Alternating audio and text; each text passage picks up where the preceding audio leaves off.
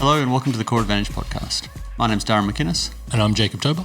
On the podcast, we talk about all things sports science, strength and conditioning, and athletic development. You'll find links, show notes, and references in the podcast details and also on our website.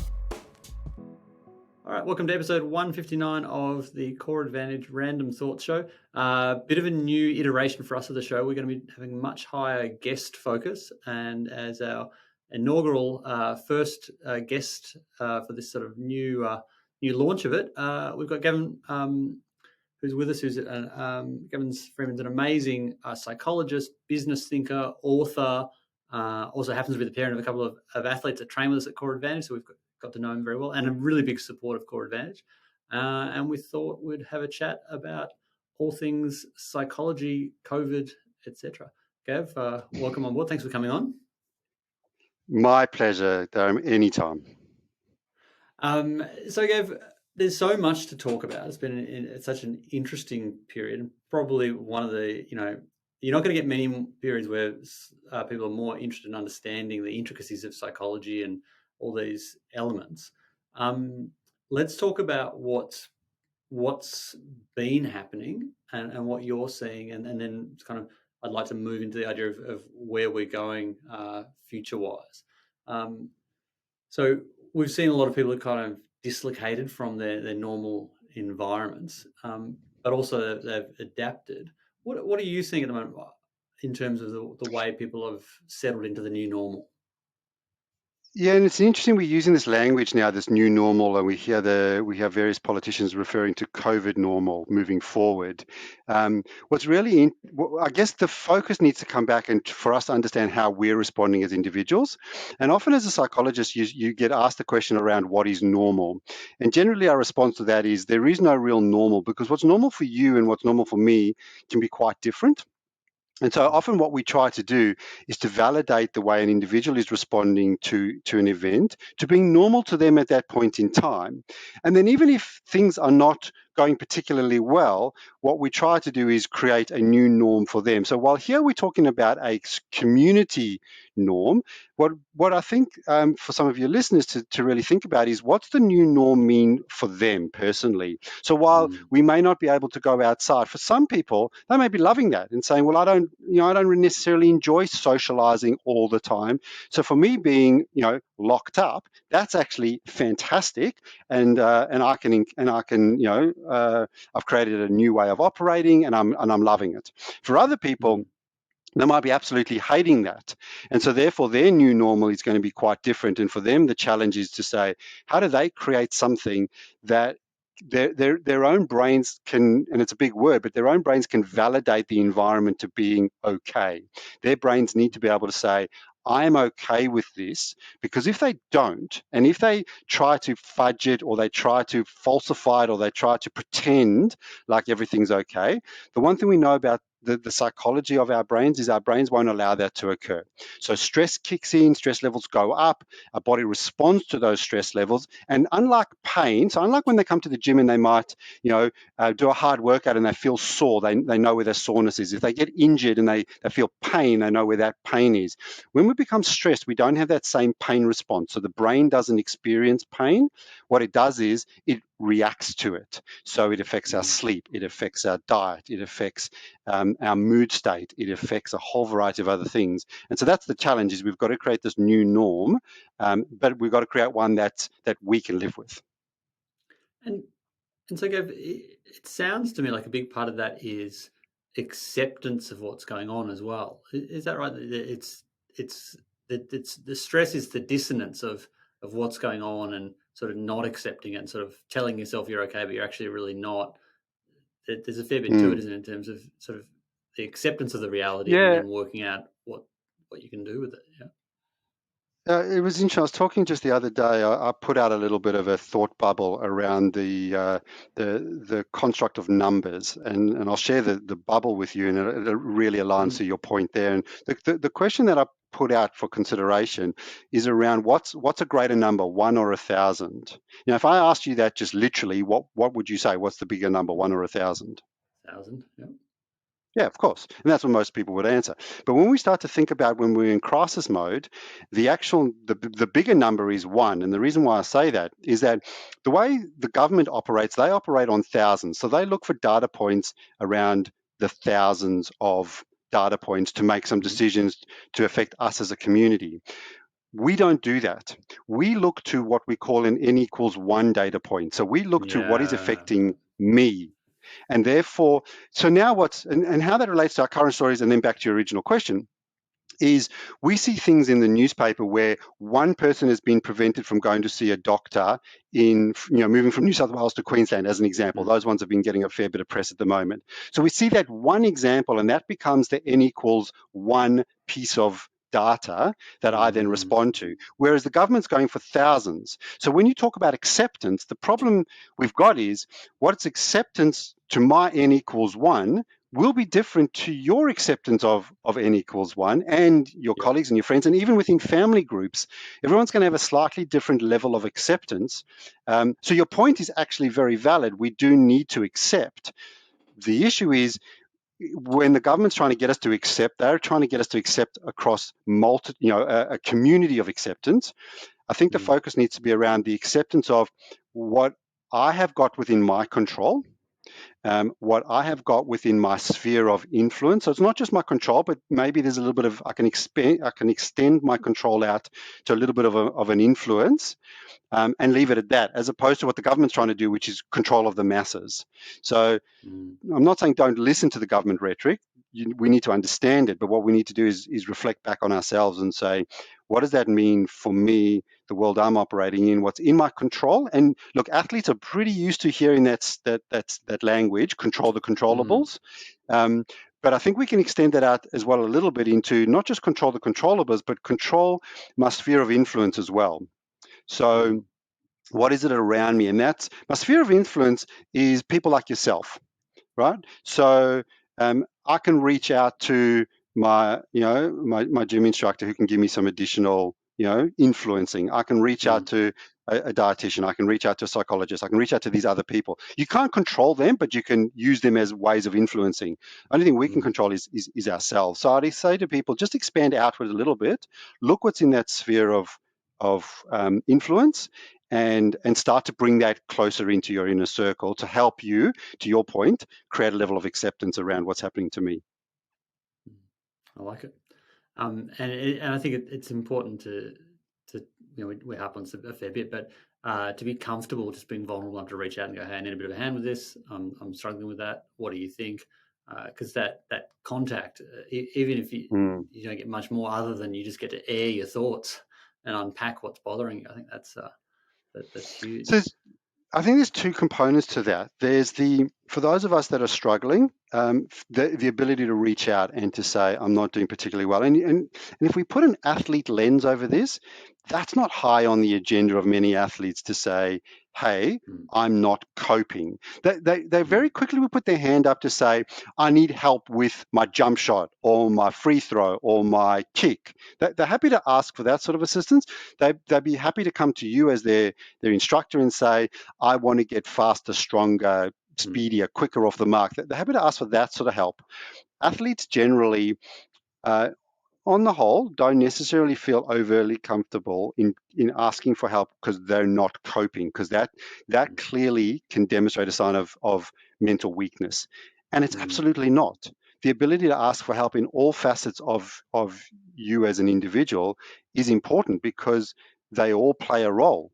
And if one's falling over, it's going to impact on all the others. So if you're not coping, if you're not focused, if you're not motivated, well, then I'm not going to be able to do my gym sessions particularly well, and I'm not going to stick to my diet particularly well. So we've got to realize that they all are interrelated, and it's okay to ask for help. But there is another flip side. There's almost the complete antithesis of that, which is if you're doing well, it's okay to tell people you're doing well. And what's sometimes fascinating is people get caught up in going, oh, I better not tell anyone I'm doing really well, because that's not the said thing. So when somebody says, oh, I'm not strong. Particularly in Australia. Do you think we're worse at that than other countries? Like, you're South African born, you've been in Australia for a long, long time. Do you still notice that that cringe about being careful not to say, like, you know, when you say, how are you say, how are you to an American, and they'll often say, I'm great. You say, how are you to Yeah, the average Australian, and we say, not too bad, yeah, considering, yeah. you know. No, I think you're onto something What? there. We do have this almost built-in humility that's almost ingrained in as part of the culture. And we used to talk Mm, about the tall poppy syndrome. It doesn't mhm, come up as much as it used to. I think we are starting to accept the we're starting to accept very much the heroes in our environment, and we are starting to mm, celebrate them a little more. Um, I hate to say this, mate, but you've got to we've got to give the likes of the Hugh Jackmans and the Chris Hemsworth a little bit of credit for that, because yeah. we are starting to celebrate our superheroes. Mm, And I'm sure both Wolverine and Thor will appreciate that as constructs. But we do see that a little bit more. We are starting to celebrate our athletes a little bit more than we may have done in the past. But in saying that, you're right. I think people still struggle a little bit, and so, but it's okay to do it. So for those of you out there who are coping really well, even sharing with a mate that you are doing well can be inspiring in and of itself. You can, mm. sometimes somebody else might say to you, yes, so am I. That's great. Excellent. We can have a chat about how good we're doing, because that is also important. It's important for us to celebrate when we're doing well, in the Mm. same vein it is to ask for help when we're not doing well. I feel so. I'm really enjoying this lockdown. I'm seeing As am more of I. my kids. Yeah, it's really good. I've spent more time with my kids than I've spent basically their entire lives. Like, there's just so much time at home, which has been wonderful. And you know, like the side effect that I love that quote, that children spell love Time. I Mm. think that's such a good quote, and it's such an interesting thing for me to just see how much of a great time we're having. But I I think do that's feel age self. related though. Yeah, I think it is. But I feel self Yours are conscious still younger about. than mine. Yeah, my daughter still thinks I'm the best thing since sliced bread. She spent all day writing my Father's Day card because she wanted to pack everything into it. But Oh, what's that's interesting awesome. is you're right. I feel a little self conscious about talking about what a great time I'm having, because you feel like you're crowing about how good you're doing when there's other people who are really in genuine suffering, and Mm. we're we're on easy street. We're not in the front line of healthcare, and you know our jobs are okay and all that kind of thing. It is an interesting challenge, isn't it, to be able to talk about it without feeling like you're gloating, kind of. And there's almost also there's another element to that. You could take that up a level in regards to, where we are at the moment. We are reacting to, particularly for those who are Melbourne based, we're reacting to what really does account for a minor spike in numbers. Even when we Mm, hit the biggest numbers of around the 600, 600 to 700 people a day, that comparative to India that had 70,000 people test yeah. positive yesterday, is very much comparative. So what we do know, and this is quite a fascinating, and I'm not going to go into too much psychological theory here, but what we do see when we look at Go into as much as you cultures. like, by the way. This is the interesting stuff. Uh, yeah, only because I've got enough of this. I've got enough of the insight to get me out of trouble, but not enough to answer all of your deep questions. So I'll give you enough around it. But we do know from when we look at theories around communities and how communities react to catastrophes and how they react to just overall happiness scales, is that we do see very different responses in very wealthy first world countries as opposed to less wealthy second and third world countries on the happiness scale. And it's not what people think. The irony of some of the research shows us is that some of the poorer nations that don't have the same level of wealth that we are lucky enough to have here in Australia actually index higher on the happiness scale because Mm, of the general status of their own economy around what they value and what they're able to value that is within arm's reach of what they can do. So if you've never seen grass, if you've never seen a playground, then a stick and a ball suddenly become are deemed to be mm, fantastic. But when you've always had manicured lawns and incredible equipment that's never broken and always fixed every 5 seconds, or being able to go to this amazing gym and work out with these incredibly talented instructors, and then suddenly that's taken away and they say, oh, you now have to do it at home and use your own body weight.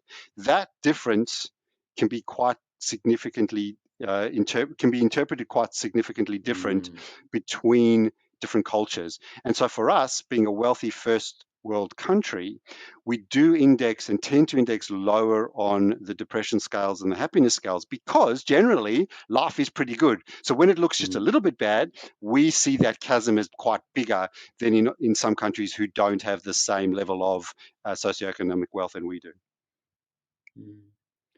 That makes sense?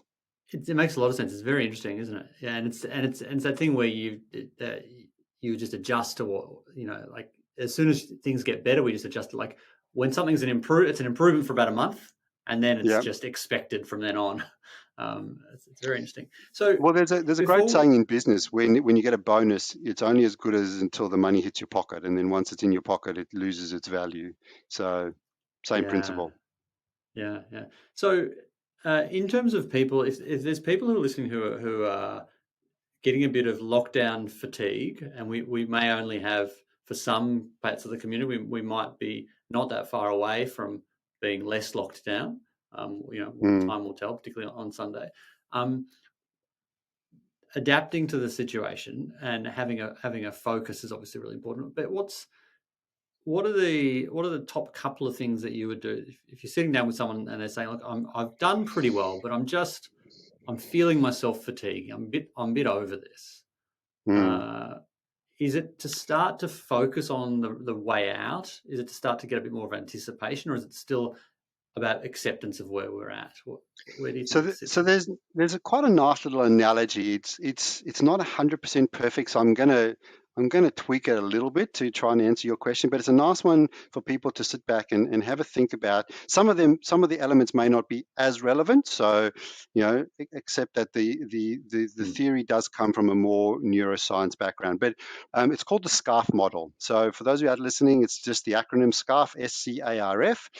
Each of those letters has a particular variable, which I'll explain in a second. And I think if you can consider the whole model, then there are probably elements of it that can definitely help when we start to think.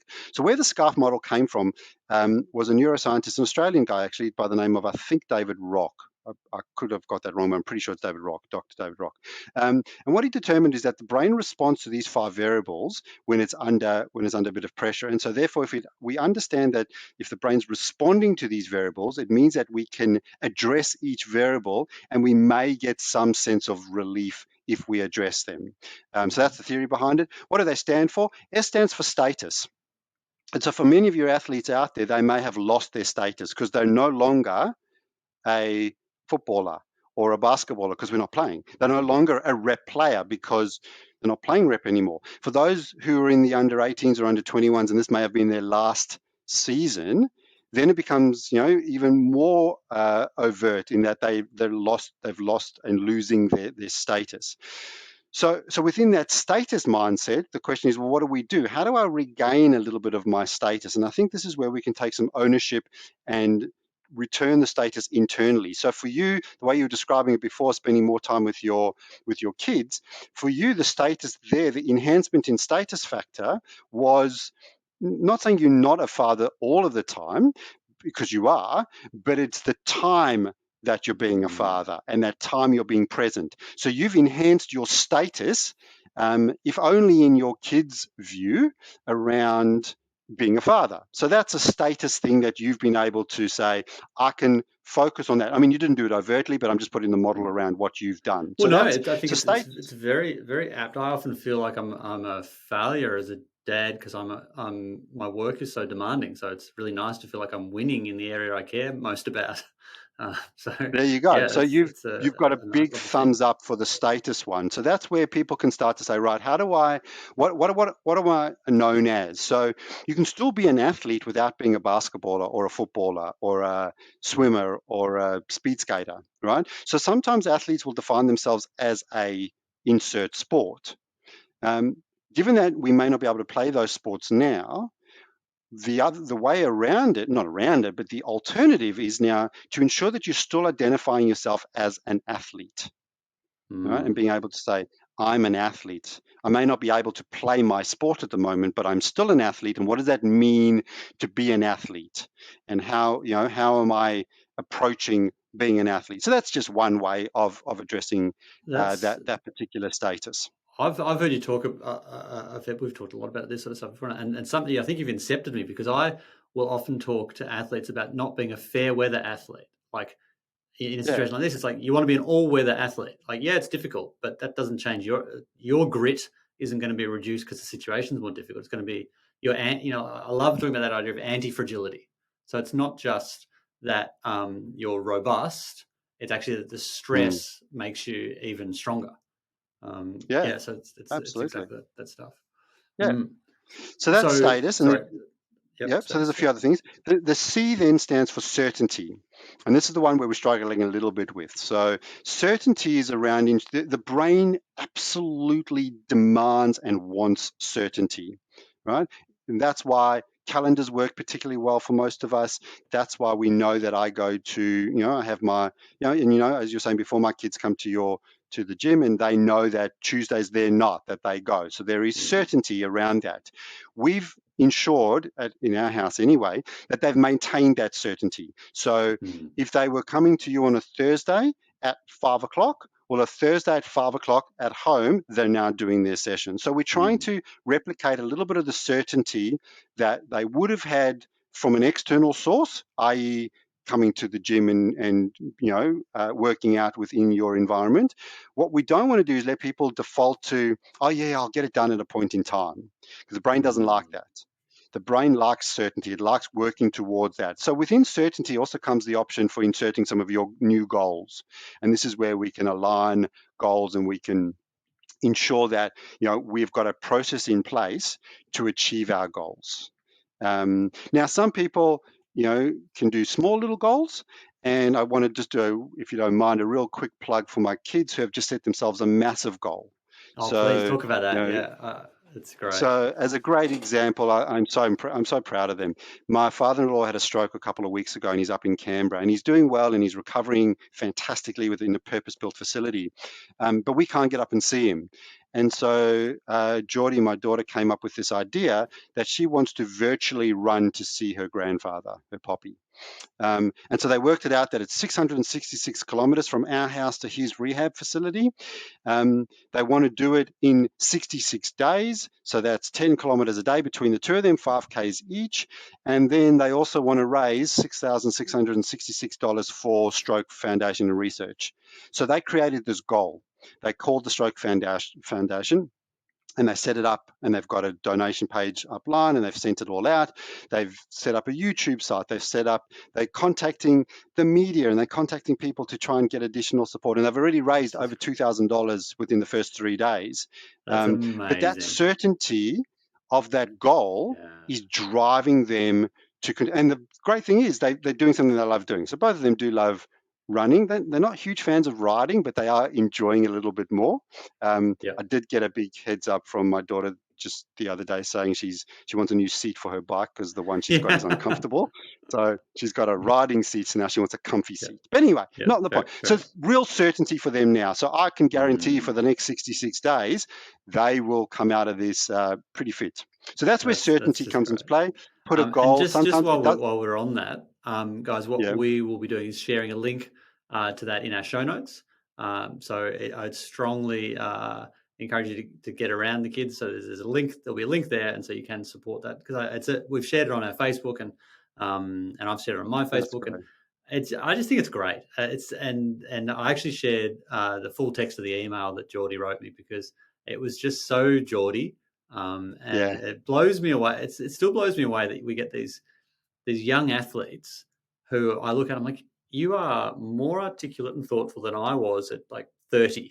They're really, really brilliant. So please get around that. I think it's a great. She'll embarrass if she gets listened to this. I'm not going to mention anything because they're still in conversations. But she's had a couple of phone calls with some producers for a few TV shows about potentially doing some stuff on here. So we don't know whether That's anything so of it will happen, cool. but it's been very fantastic just listening to her talk to the Yeah, producers around the story and yeah, trying to get it across the line. But we'll let you know if yeah. any of those come to fruition. Yeah. So that's We'll be C. all over it. That's Um, great. Yep. A stands for autonomy. So that's the ability for us to have that little bit of control. So that's that control and sphere of influence that I was talking to about a little bit earlier today. Having some autonomy and some of that, being able to determine my pathway forward can be quite useful. I think in this current environment, it also is a bit more challenging because the government has kind of said to us, you're not allowed out at night. So for those of you who enjoyed running around, running after 8 o'clock at night, well, we're not allowed to do that, and hopefully they'll relax some of those rules pretty quickly. But still getting a level of autonomy, taking control over our world, not letting others always control everything that you're doing. And I'm not talking about here going out and protesting or going out and doing something that, if they say you have to wear a mask and now you're saying, well, I'm going to control myself by not wearing a mask. No, that's not what I mean. That's being silly. I'm talking about controlling over, what we do. Do I want to put in a little bit more effort and throw in an extra challenge in what I'm doing? I have control over maintaining the diet that I put around it. I have control over, looking after my mental health. So we can take back that control. The R is really important. It's probably the most, I think, out of all of this. The R stands for relatedness. And I think for many, particularly some of the younger kids, and I think we do see a shift in the difference between young men and young women and boys and girls. And that is the relatedness around just, staying connected with our social groups. I'm being just a little bit stereotypical here. And I'm happy to accept that there will be variations on the theme. But in my experience, what I tend to find is that the young ladies and the younger girls out there are far more attuned to connecting with their friends than maybe some of the younger boys. They might be, and for a whole bunch of reasons, none of them any nefarious than anything else. But some of the, and I think it's really important to ensure that we are maintaining those connections. I'm not talking about having thousands of Zoom sessions every week, but just that connection with two or three of our really close mates on a regular basis to maintain that relatedness. And it doesn't always have to be through Zoom because we are allowed to go out and exercise. And hopefully you've got some friends within a 5K radius or at least a 10K radius, and you can kind of each travel 5 and then Make that Venn find your way. diagram Or point. yeah, I don't know. We'll work it out, right? Friends that are within an 8K radius can meet at the 4K mark and then do 2K loops within that 4K. Things like that are really super important, that you're not left just back saying, all right, I'll just manage by myself. Or even for those of you who are in families, manage within a family unit, because it's important to recognize that even within family units, we're going to get on each other's nerves at any point in time. So to have those outlets are really handy. So I have a few that I use, and I'm happy to share that. So I have a couple of mates that I've got a good mate who's only a kilometre away. So we meet up every probably 2 or 3 days and we go for a bit of a walk. I've got another mate who's not overly chatty on the phone. So we just send each other WhatsApp messages every now and then. Usually tongue in cheek. It's usually taking the mickey out of each other around something else, but that's just the relationship we have. But I don't speak to him on the phone, but it's more kind of that written communication. And I've got another mate who we'll call each other, once a week and just have a chat about nothing in particular. We've both got significant interests in the business world, so we talk business, and we usually talk around what we see the economy doing, and that tends to be the theme. So of those three different things, those are just three different ways that I've maintained relatedness with three different people, and none of them are too difficult for anybody else out there to do. And I'm sure there's a whole bunch of other ways, whether it's the Facebook, using of social media, sharing of stuff and communicating through those platforms. I'd say though we do need to have some, not necessarily physical contact, but some face to face. So just communicating over Snapchat, you probably want to do a little bit more than that. So that's the relatedness one. And then the last one, unfortunately, we can't do much about it because the last one relates to fairness. And when the brain perceives a lack of fairness, it gets really, really grumpy. Right? And all of us have experienced this. When we say something's not fair, we tend to get quite upset about that, and some of us more than others. And sometimes I think fairness is one of these really uh, unique variables to interpret, because what you think is fair and what I think is fair is not necessarily the same, nor does Mm. fairness always have to be the case. There's that wonderful cartoon around fairness versus equality, where it's fairness would be, there's a fence and these people trying to watch, the football thing. And fairness is everybody gets a 30 centimeter step. The problem is it's a little kid, a bigger kid, and an adult. And the little kid, even sitting on the big step, can't see over the fence. But the adult can see over the fence without the step. So that's fair, as in everybody gets a little step, but it's actually not creating a level of equality. And so what you want is the little kid to get a bigger step, the middle kid to get a smaller step, and the adult Mm. not needing a step. So fairness is going to be really different for all of us, and we're all going to respond differently. And comes back to that N=1 study I was talking about right at the very beginning of today, which is we're seeing things happening out and we're reading stuff in the newspaper and we're responding to that like it's not fair. Why is it that this group of people can go and do this thing and this group can't? And then we see things happening to people and we go, that's not really fair. And so we respond to that. When it happens to us, though, it becomes even more palatable and becomes more damaging. So it's just, I guess what I'm saying to people is, recognize that it's there, recognize there is a lack of fairness at the moment and it's not fair what's happening to us. Be very careful you don't get sucked into the whole debate around, well, this is not fair for me because it's not fair for this person, and et cetera, et cetera. Be very careful when you're trying to debate stuff with people around, well, yeah, but it's not fair what's happening in America or in India. It's not fair what happened in China. It's not fair here. And then what's happening to us. That becomes rhetoric that we can't really control. So that's the problem with fairness, is that not a lot we can do about it. But if we take care of the other four variables, which I think we can control a little bit, I think we might have to let ourselves slide a little bit on the fairness at the moment. And I think too, with fairness, it's really good to focus on the fact that if you're listening to a podcast, you're actually the beneficiary of unfairness as well. It's like if we look at the population of Earth, if you have the luxury of owning a smartphone, being able to pay for an internet connection, all these things, a fair bit of that's just luck. You happen to be born, you won a bit of a lottery, and you were born into a situation where you get to have the luxury to worry about this stuff and not worry about where your next meal is coming from. So whenever I find myself in a situation where I think it's unfair because someone else is getting something better or something's not going right, obviously with the exception of racial and sexual inequality, that makes me angry as. But in terms of the low level first world problems stuff, it's like we're actually still, even if you might be not doing great on this particular day, week, or month, in the grand scheme of things, if you're in the circles of people that we're in amongst, we're actually really lucky in so many ways. We are. I want to take that one step further, though, because one of the biggest challenges as a psychologist we face, and I hear pseudo psychologists out there. So those are the people who are trying to, who maybe don't necessarily have all the training, but are communicating with people, particularly those who are struggling. And they use a couple of phrases which are always a bit challenging to deal with, and it's things like, "It could have been worse," and "Don't worry, it'll be okay." Now, those are the two things I'll never forget. I remember one of my early lecturers when I was doing my master's degree.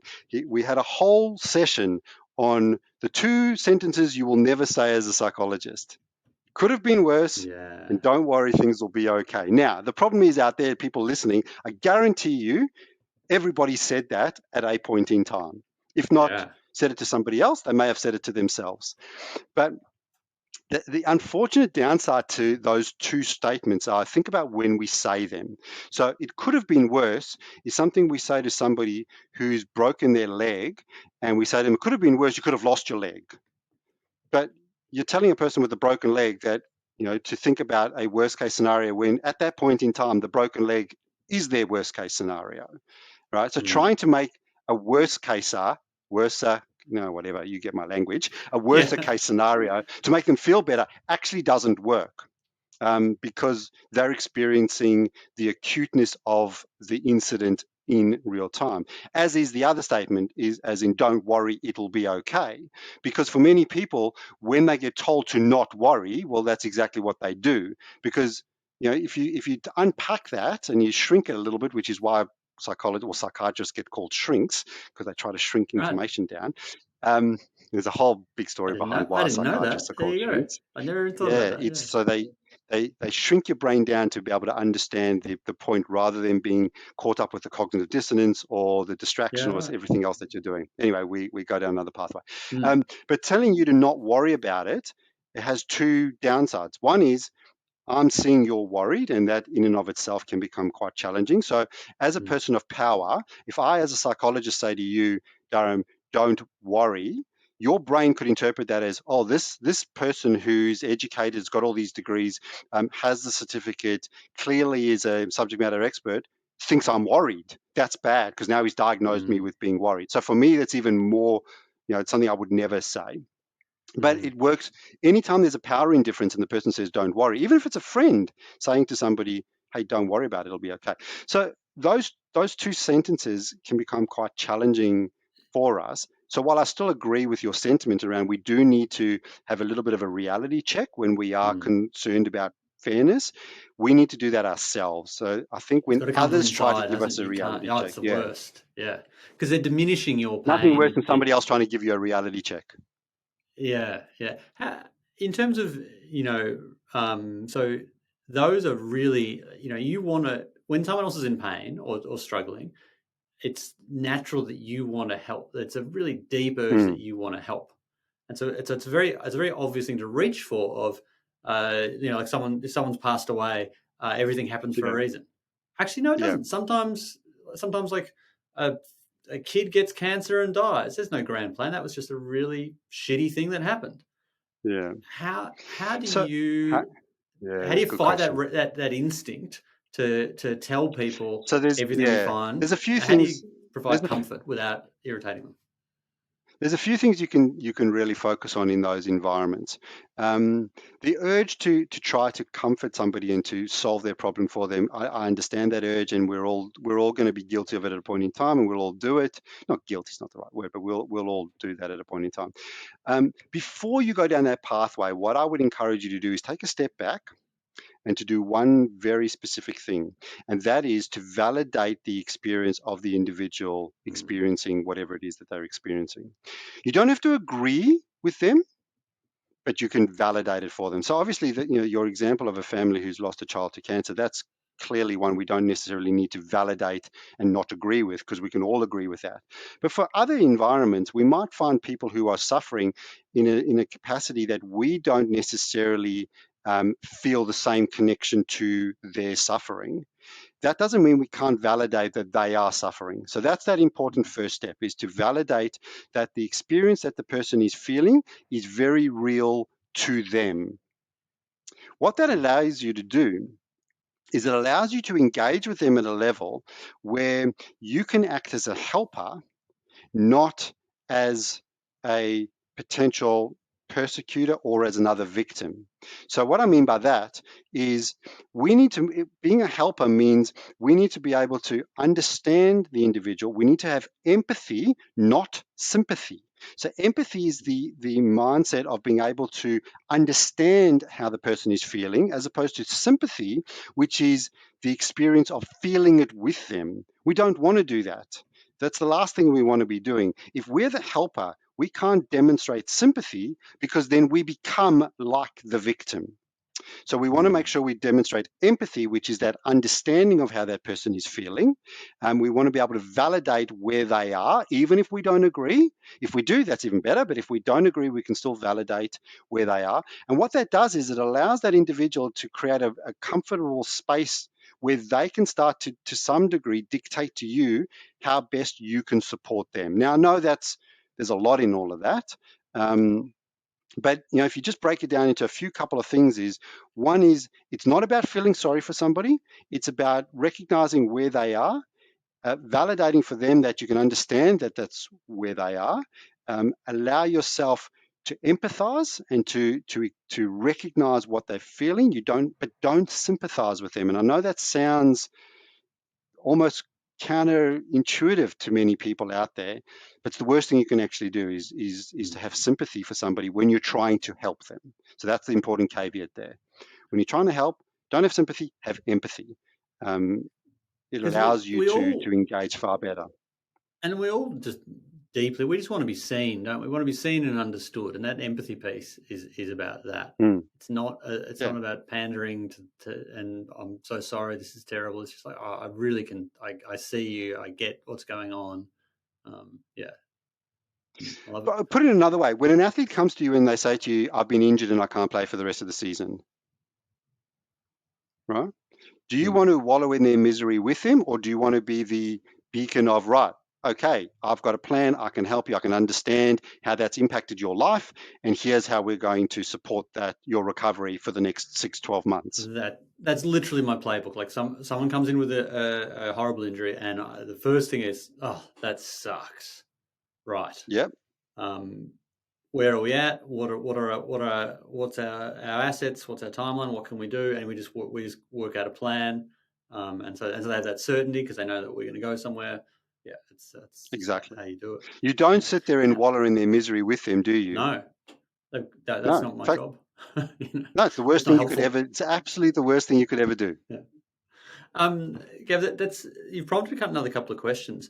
Tell me about the difference. So I'd like to talk about introverts versus extroverts and the Mhm. different difficulties coping with the lockdown. Because I'm a bit of a weird hybrid in that I quite like my own time, but I also I can quite happily spend a few days just doing my own thing. But I also really get a lot of energy out of like I really miss the energy of coaching our athletes.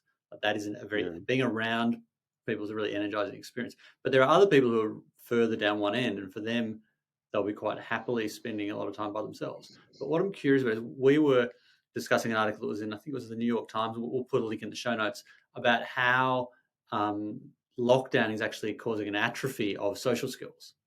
I'm interested in sort of the introvert-extrovert thing, but also how that, as we reintegrate with normal-ish society, but how that's all going to go. Talk to us about the introvert-extrovert, because people often think that means Yeah, you're well, let's do shy. that I'm one, not and then shy.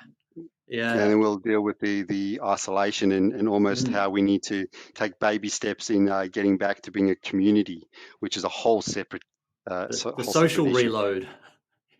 Yes, the reintegration of I think there was an old song, an album many years ago around. It was like 12 years, 7 days, 14 hours, and that's how long it took the artist to get their. Don't worry about it. I'm thinking too laterally for today's podcast. So introversion, extroversion. Yeah, look, it's so for those people out there who assume extroverted people are the ones who are jumping on the tables and kind of doing the rah-rahs, and introverted people are the ones sitting in the corner, not necessarily talking to people. That's not what extroversion and introversion is. So let's just be really clear. And you described it actually quite cleverly. It's around where we get our energy from, and it's around the way we process information. So like you, I'm very much an introvert. Yet put a microphone in front of me, put a TV camera in front of me, put a stage in front of me, and I'm more than happily jump on that stage. I speak to thousands of people. I often do live TV, which is the worst TV you can ever do. I much prefer the pre-record, so when you stuff it up, it doesn't go out live. I would have done several hundred TV segments over the last 20 years of work, but I'm still an introvert in my thinking. So that's the way I process information. I reflect.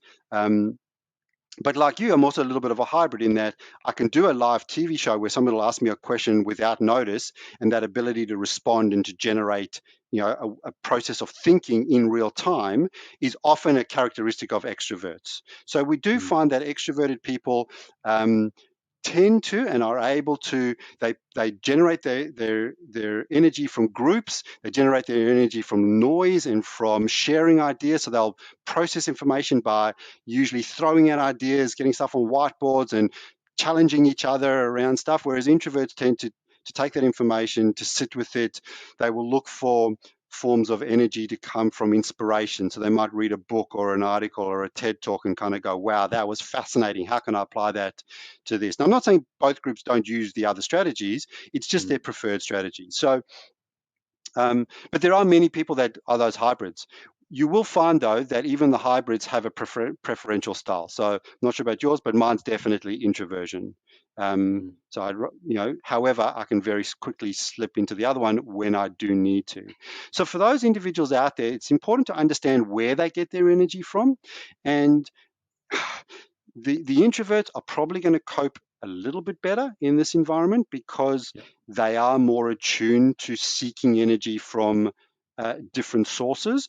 For the extroverts who are looking for that sensation, they're looking for the music, they're looking for even something as simple as coming into the gym and doing the no more high fives, but the fist bumps or the elbow taps. Even that is enough connectivity to kind of generate I'm in the gym now and I'm going to keep going. And the question is, how do we now help those people replicate that? Because you can't do a high five over Zoom. It's just not going to work.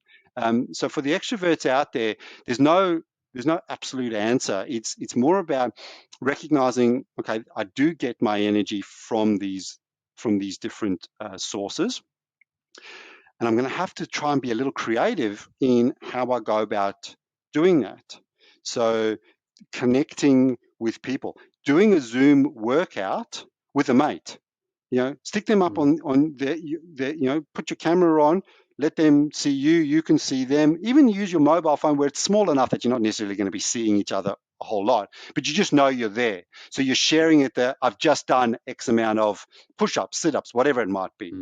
That could be enough for some out there who are trying to train on their own. Find somebody else who you can literally train over there. Going back to what my kids are doing, have that broad, big, we call it a BHAG. Well, I didn't call it that. Jim Collins wrote a few books many years ago. Great Fantastic. author, Jim Collins. He had this thing called the BHAG, which is a big, hairy, audacious goal. So having one of those can be quite useful for individuals. But then for the extroverts out there, you might find different ways of sharing your passion. So whether it's getting onto social media and being able to say, hey, this is what I'm doing, this is how I'm doing things, would be a way of doing it. Looking for creative ways can be quite useful, but it is challenging. I will accept that I'm not going to have the absolute answers because sometimes there just isn't answers for some groups. Just to qualify, I think the introverts are probably having a slightly easier time because they're used to this kind of time off. Yeah, we're more comfortable with that. Now, the social isolation question's a very different one, though.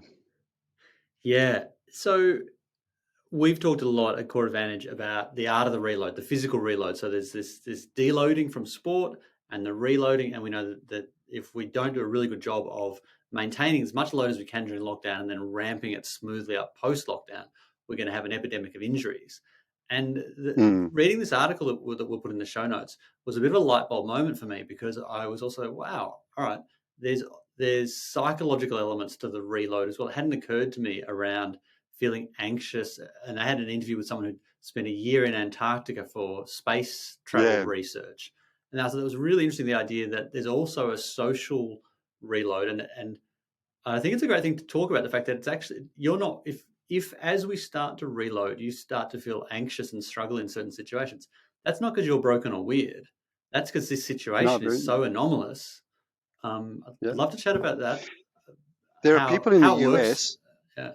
There are actually people I know of, I don't know them personally, but I know these exist, that more than Antarctica, there are people that are currently in lockdown for the trips to Mars. So they're wanting to look at how the human brain psyche will operate in a lockdown phase. For those avid readers out there, there's a book called Packing for Mars. It's quite an old book. I'm trying to think of the author. It'll come to me. I'll send it to you. You can put it in the notes underneath it. It's written by a comedian, so it's a very funny book, but it goes into a little bit more detail, and I did read that New York Times article as well. It goes into a little bit more detail around what happens to us when we are isolated for long periods of time. The difference for the Antarctic crew and the Mars crew and those crews is they're doing it with a goal in hand. So they're either doing it to promote humanity because they're aiding humanity in our ability to travel to the stars. So that kind of mindset gives them something to work towards. And then when they're coming down from it, it is a little bit easier. Even though it's still difficult to reintegrate back into society, it is easier because they've had this sort of bigger than them cause as to why they're being in lockdown. Where we are at the moment now is we're not. We're being forced into it. It's almost like, to some degree, prisoners. So I know in the example, they try to talk about the research around prisoners versus soldiers versus astronauts. We're more the prisoner population because we don't have so much of a say, as opposed to the astronaut population who were given the choice whether they wanted to go into space. And the people that are sitting on the space station and been there for X many, 365 days, they had that to some degree. I mean, who wouldn't say no to a trip to space? Amazing. Anyway, point being, we're forced into this lockdown. So the isolation is being forced on us. We don't know when we're coming out of it. So what we do know that happens is it's referred to, and the article didn't go into a huge amount of detail around this, but it referred to almost like the Stockholm Syndrome. So what Stockholm Syndrome was all about was individuals who start to associate with their captors when they were kidnapped. So we see people who are kidnapped, and then they start to, in some cases, fall in love with their captors because they're in that that tense and that environment. So we're almost experiencing a version of that now in the way we're operating. So we're starting to love isolation. We're starting to love being by ourselves because that's our way of coping with it. Then they're going to open us all up, and they're going to, and I was joking with just somebody the other day saying, my biggest challenge when we open up is I hope my pants fit me because I haven't worn pants in 5 months. Now, in saying that I qualified, I'm wearing shorts, right? Yeah. But they're drawstrings and they've got elastic bands on them. I haven't actually put on a pair of work pants in 5 months. Do you know, you've just reminded me of mine. I had a nightmare scenario maybe a decade ago and I never wear Yeah, pants I wear trackies or shorts for work. I wear jeans in my yeah, social life, and I wear suit type clothes for weddings and funerals. yeah, And I hadn't been to a wedding for a couple of years because I was at the age where we'd passed through the wedding belt. And I wasn't yeah, up to the funeral belt, which is the sad time where more and more people that are dying. yeah. But I had a funeral I had to go to, and so it was probably 12 months since I'd worn proper pants, and it was the morning Mm. of. I'm getting ready, I'm getting all dressed, and I went to do up my pants, and they were this far apart. Like there was no, it wasn't even close, and it was just a catastrophe. I had to use like an elastic band and keep the thing done up. But anyway, it was very alarming for me. Yeah, Sorted now. I'm right on top of that now. But yeah, that's a real are you thing. back to wearing those? So I don't know about you, but I've got two outfits in my cupboard. I've got a suit that I will never ever want to fit into again because it is Yeah. literally Okay. three times bigger than Really? I am now. Yep, Yep. I have one of those in my cupboard. Um, short story, we bought a house and I lost nearly 20 kilos after buying a house. So I've managed to, for the Right. last Was 10 years now, keep those 20 kilos off. Is that because of the But similar, stairs or something, or was that just the no, stress because of I had buying to a redo house? my entire backyard and I had to shovel nearly 50 tons of dirt into the backyard. And I refused to pay somebody else to do it. I did it myself. Right. But That's good. subsequent to that, I was fortunate enough to go to the Olympics in 2000, and so I have my Olympics um, uh, Yeah. suit that you Uniform. wear, and you Right. literally wear it. You wear it twice. Like you wear it Yeah. to the formal function, and then like there's one other spot that you wear it. Hmm. Anyway, every 4 years, I put on that suit for the Do you? opening ceremony That's of the great. Olympic Games. So from 2000 till today, I actually got let off this year because Tokyo was cancelled, obviously, Yeah. till Right. next year. You got a So I respite. didn't put it on. I didn't put it on this year, but every 4 years, I sneak into my back room and I put the suit on, and it's just to check that it still fits. Yeah. I And like I it. put it on and That's take it off. great. Anyway, but the point is, we're coming out of isolation now, and there's going to be a few cues, and I guess that's what we're talking about here. So the pants is just a cue. The interacting with each other is a cue. The biggest challenge is going to be the physical connection with others, Oh, I that's going think, to be weird, anyway. isn't it? Yeah. And I mean this in the most simplistic term, but we haven't touched anybody in a long time. And I know that Mm. doesn't have it. I'm not suggesting any other connotations to just a simple high Just five. We haven't a done high those. five, a We haven't, handshake. you know, Yeah. a shake, a hug, even to some degree for kids who haven't given their grandparents a kiss hello. They Mm. haven't done that. Now, I appreciate there's a whole bunch of kids out there that are going, awesome, Aunt Yeah. Jenny hasn't kissed me and smushed my face in the last whatever. But anyway, notwithstanding them, we haven't had that physical contact.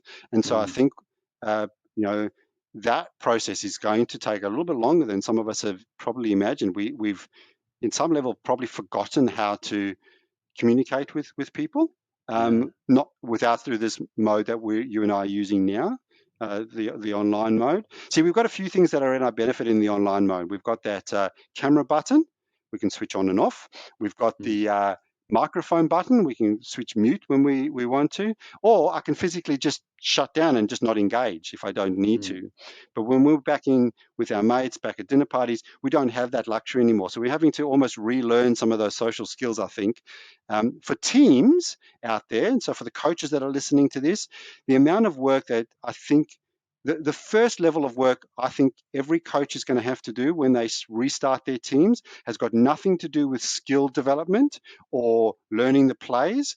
They're going to just have to rebond those teams because all Mm. those bonds have lost. I can guarantee you they are gone. Even if the kids are still friendly to each other, that how you see in some teams that have played together for long periods of time, that kind of, I know you're about to go in that direction, so I'm going to kick the ball Yeah. there because I know you're going to be there. Yep. That's what they would have lost. They would have just lost That that on the edge. field chemistry. Yeah. Yeah, that's the word chemistry I was looking for. Thank you. Mm. So for the coaches that are listening, I would highly encourage that your first 3, 4, 5 sessions of when you get your kids back out on the park or the field or the court, have got nothing to do with skill development and have all to do with reconnection with the team. Yeah. I think I couldn't agree more. I think reconnection, and also on a tactical level, games that are not that challenging skill wise, but that are forcing you to make passes and connect, and it's more like getting better at dancing together again, kind of Yeah, in sports terms, getting to know where people are moving yeah, and what they're doing, which is a yeah. perfect Don't want fit to because trip it's over each other's physiologically feet. what they need as well. They don't need to be going hard at it. They need to be just acclimatizing to the whole thing again. So the two go hand in hand, I reckon. Yeah, it's almost a version of what we call systematic desensitization. Hmm. We need to, what we want to do is we use it from a psychological perspective. We use it to get people overcome their fears of spiders. The first thing Mm. you do is you show somebody a spider on a piece of paper, a picture of a spider, and then a bigger picture, and then a close-up picture, and then the next thing you do is you look at a video of a spider, and then you look at a spider in a jar, and then you look at the spider on top of the Mm. jar, and then finally you stick your hand in the jar, and you become desensitized over a period of Yep. time. We need to almost operate under the same mode. We need to Yeah. systematically desensitize ourselves to that connectivity.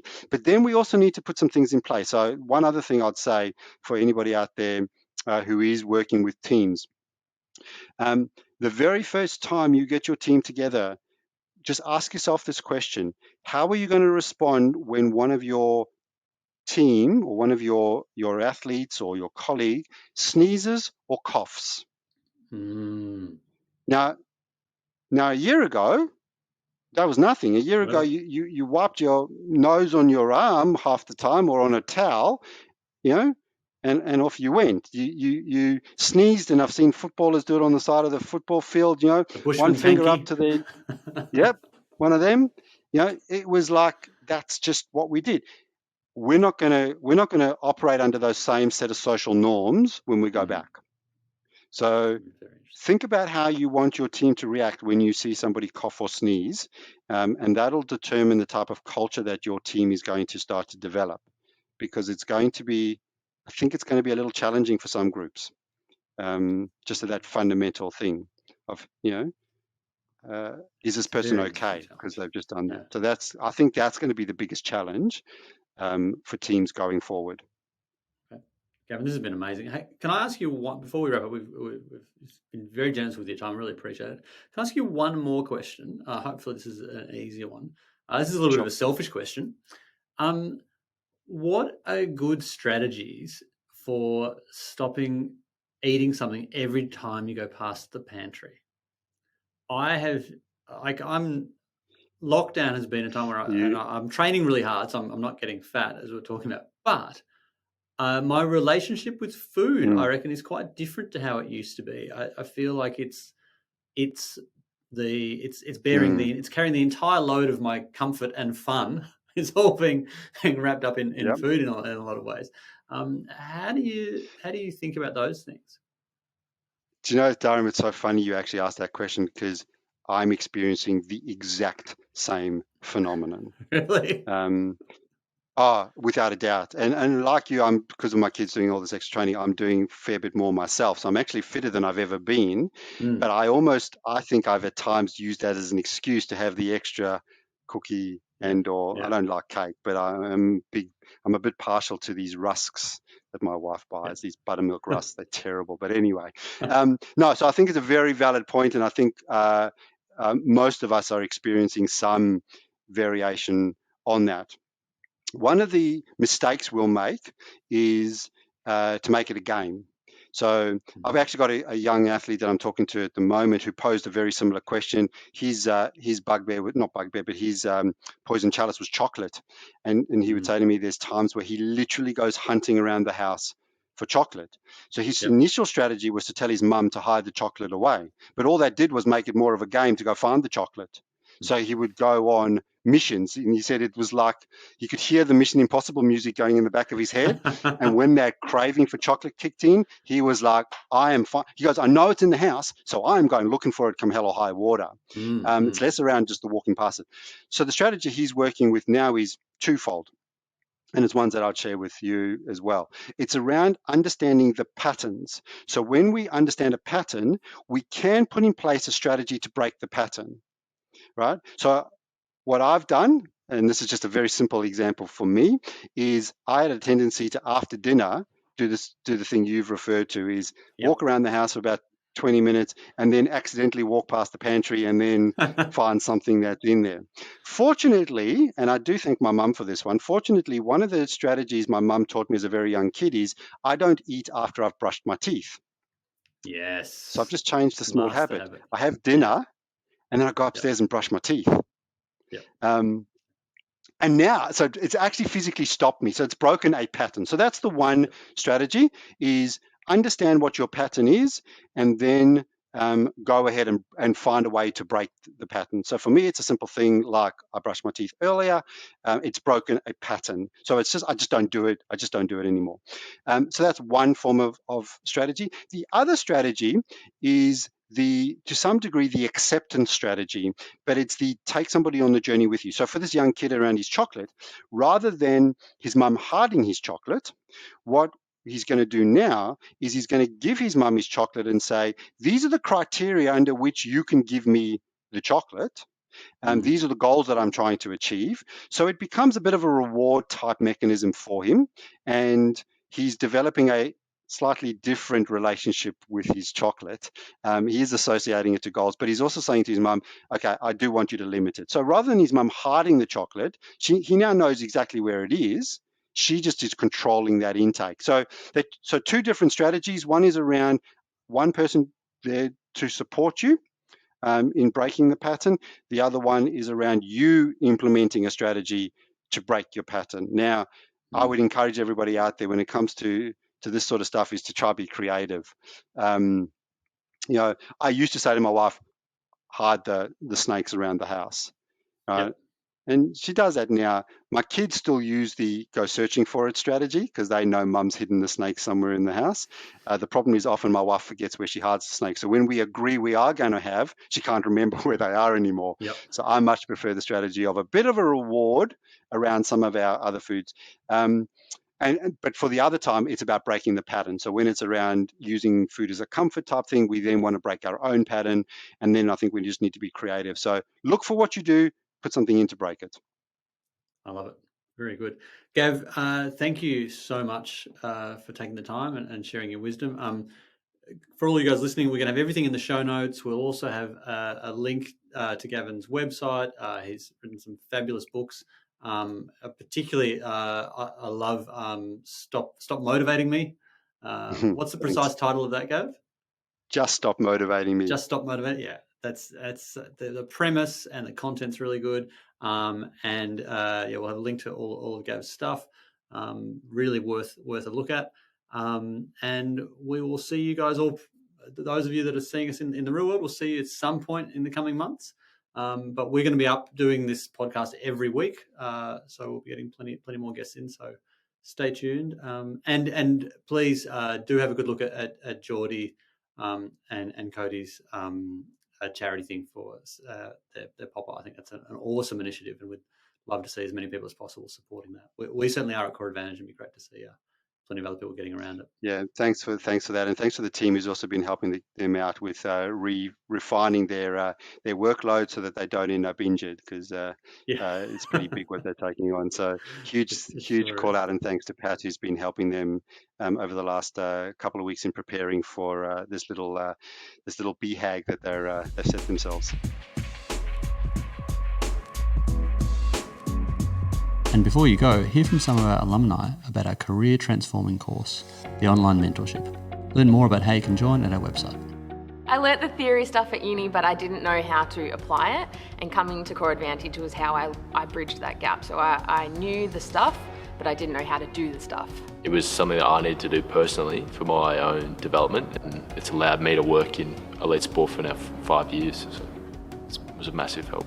I think mentorship is really important, and being able to ask questions all the time, and the Core Advantage course allows that because there is a big team of people that you can ask questions. I get to train professional athletes every week, work really closely with professional athletes, which is awesome. A lot of the skills that I'm applying I learned through the program at Core Advantage. It's not just something that you read and then think about and then go, oh, how does that tie into everything? It's something that practical that you can turn around and go, this is exactly how I'm going to apply it. And the concepts that you learn help you as a coach, as a professional, as a person. Yeah, it's awesome. Definitely go and do it. To sign up for the online mentorship, head to coreadvantage.training/mentorship.